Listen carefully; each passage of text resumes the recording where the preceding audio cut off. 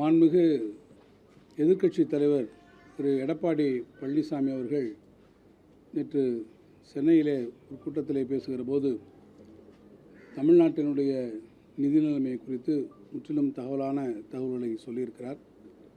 ஒரு பரபரப்பை உருவாக்க வேண்டும் என்பதற்காக ஏதோ தமிழ்நாட்டினுடைய நிதி நிலைமை திவாலாக போகிறது போன்ற அடிப்படையற்ற குற்றச்சாட்டுகளை ஒரு முன்னாள் முதலமைச்சராக இருந்தவர் வைத்திருப்பது வருந்தத்தக்கது மாத்திரமல்ல, என்னை பொறுத்தமட்டிலே வேடிக்கையாகவும் இருக்கிறது. காரணம், பொருளாதாரத்தை குறித்தும் நிதி மேலாண்மை குறித்தும் எந்த ஒரு அடிப்படை புரிதலும் இல்லாதவர்கள்தான் இப்படிப்பட்ட ஒரு அடிப்படையற்ற குற்றச்சாட்டுகளை கடன் அளவை பொறுத்தமட்டிலே அரசின் மீது வைக்க முடியும்.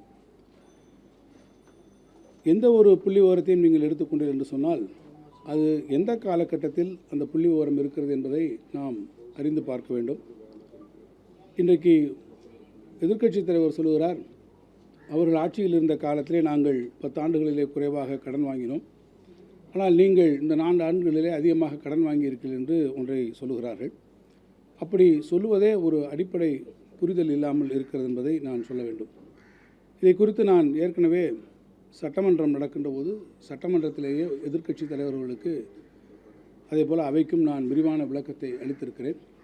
இருந்தாலும் கூட அவர் மக்கள் மன்றத்திலே மீண்டும் மீண்டும் ஒரு தவறான கருத்தை பதிய வைப்பதற்கு முற்படக்கூடிய அந்த சூழ்நிலையில் மீண்டும் இந்த செய்தியாளர் வாயிலாக, இந்த கூட்டத்தின் வாயிலாக நான் சில விளக்கங்களை சொல்ல வேண்டியது அவசியம் என்று கருதுகிறேன்.